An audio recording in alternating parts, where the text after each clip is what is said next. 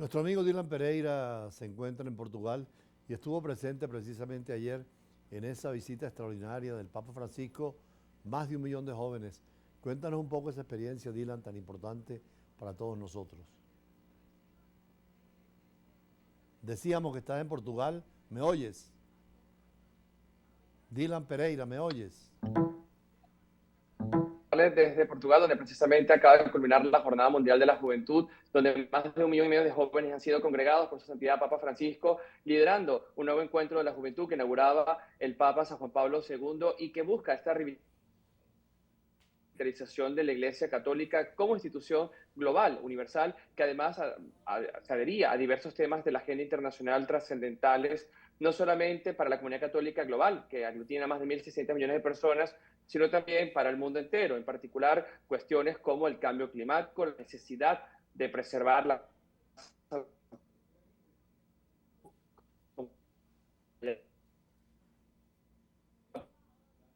Estamos viendo precisamente las imágenes del Papa en Portugal. en su encíclica Laudato en el continente europeo, donde se sigue a Seguimos viendo las imágenes del Papa. Allí está con las altas autoridades del gobierno. También es una república, Portugal, pero con sistema parlamentario. Estuvieron allí el jefe de Estado y está el Papa, que es jefe de Estado también de la Iglesia Católica.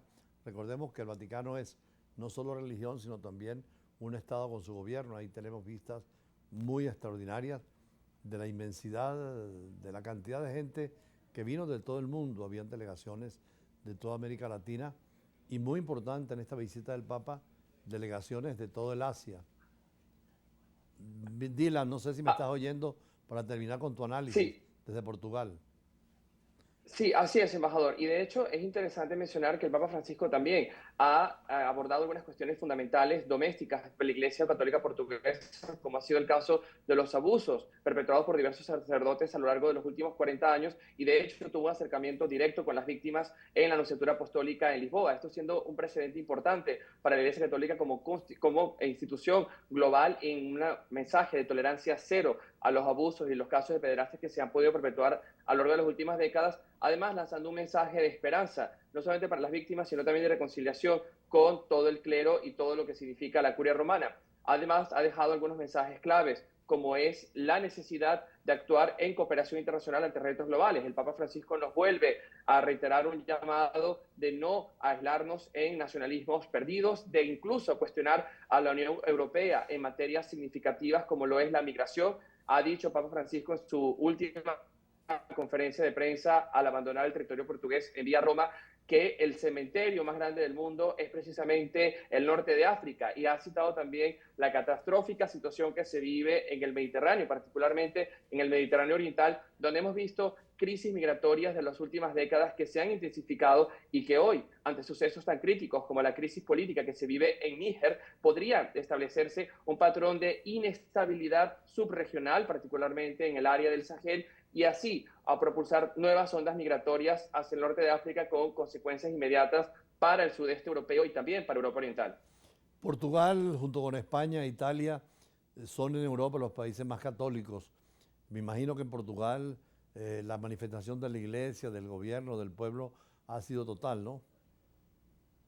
Así es, embajador. Sin embargo, ha habido un retroceso, si se quiere, sobre todo en las nuevas generaciones, en afiliación a la Iglesia Católica. Y es por ello también que el Papa Francisco ha dado una connotación ecuménica a esta Jornada Mundial de la Juventud. Han participado diversas vertientes del cristianismo, incluso de la Iglesia Evangélica, que se han sumado a este movimiento. No era un requisito indispensable ser miembro de la Iglesia Católica para participar en estas Jornadas de la Mundial de la Juventud. Además, el Papa ha sido absolutamente disruptivo en la línea institucional de Roma al proclamar incluso la necesidad de una iglesia católica abierta, inclusiva, y esto ha dado pues a cuestionamientos permanentes sobre la reforma del Código Romano y también sobre la nueva postura de la Iglesia Católica ante temas que involucran a la fenomenología de temas contemporáneos, como lo es precisamente la inclusión de personas de colectivos LGTB en la Iglesia Católica o la posibilidad incluso de revisar temas del Código Canónico Romano. Y esto ha sido presente y planteado por Papa Francisco, quien además abordaba temas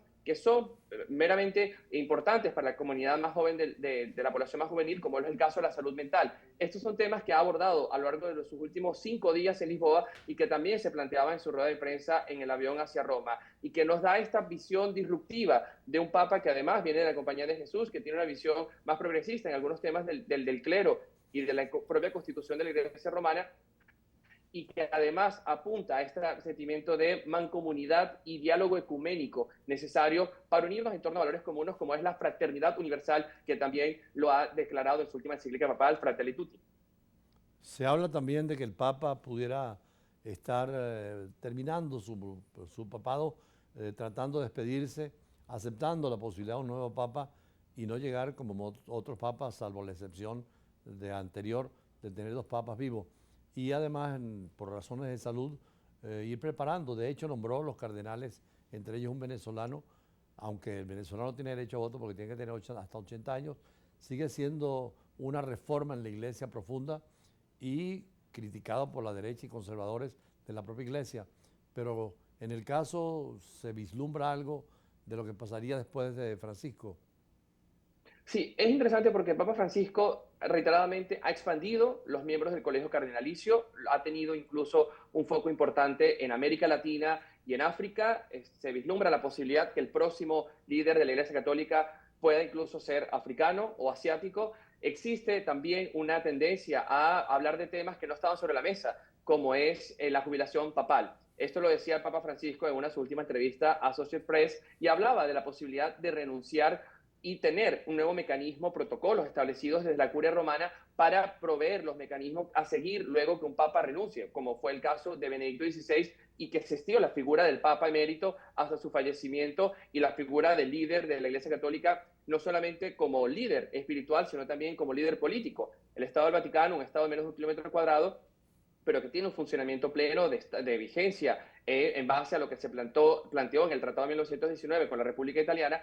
Tiene un Estado, tiene un territorio, una población, mecanismos de diplomacia, como son el caso de las nunciaturas apostólicas, y tiene un gran peso y connotación internacional a lo largo de sus intervenciones en foros y mecanismos multilaterales como Naciones Unidas. Por eso se abre también la posibilidad de evaluar y formalizar el caso de la jubilación papal, y hay voces que plantean este choque, si se quiere, entre una visión más reformista de la Iglesia Católica, más progresista en algunos temas, versus a cleros más conservadores, como es el caso de la Iglesia en Estados Unidos o de la Iglesia en Alemania. De hecho, cuando falleció Papa Benedicto XVI, se planteaba que este era un puente entre los lados más conservadores y radicales de la Iglesia, como es el caso de la Iglesia alemana, frente a una posición más abierta, que es lo que ha planteado Papa Francisco a lo largo de sus últimos 10 años de pontificado.